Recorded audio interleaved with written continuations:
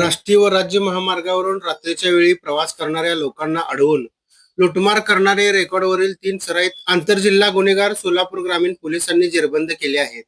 त्यांच्याकडून 2 देशी बनावटीचे पिस्तल, 3 जिवंत काडतुसे, 58 ग्रॅम सोन्याचे दागिने, 2 कार, 3 दुचाकी, 3 मोबाईल असा एकूण 12,05,700 किमतीचा मुद्देमाल हस्तगत केला आहे. रात्रीच्या वेळी महामार्गावरून प्रवास करणाऱ्या लोकांना अडवून लुटमार करून वाहने हिसकावून घेऊन त्यांना लुटण्याचे प्रकार वाढले होते. पोलिसांना खबऱ्यांकडून मिळालेल्या माहितीवरून दोघे जण देशी बनावटीच्या 2 गावठी पिस्तल व जिवंत काडतुसे घेऊन चोरलेल्या 4 चाकीतून कारंबा रोडने जाणार असल्याची माहिती मिळाली. त्याचप्रमाणे पोलिसांना कारंबा गावच्या पुढे काही अंतरावर रस्त्यालगतच्या एका झाडाखाली थांबलेल्या चैतन्य उर्फ भैया पांडुरंग शेळके वय 23 राहणार भोत्रा तालुका परांडा, करण शिवाजी भोसले वय 22 राहणार खांडवी तालुका बार्शी या दोघांना पकडले.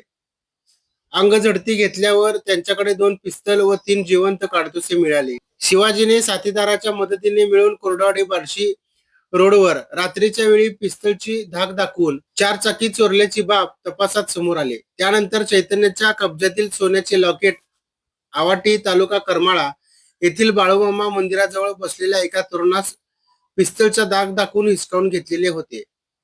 या गुन्ह्यातील मारुती नागनाथ माने राहणार सुकटा तालुका भूम जिल्हा धाराशिव पिस्तल विकल्याने पोलिसांनी त्यालाही अटक केली. त्यांनी सोलापूर तालुका, बार्शी तालुका, करमाळा, कामती, कुर्डवाडी, वैराग, तुळजापूर, बार्शी शहर पोलीस ठाण्यात गुन्हे दाखल आहेत.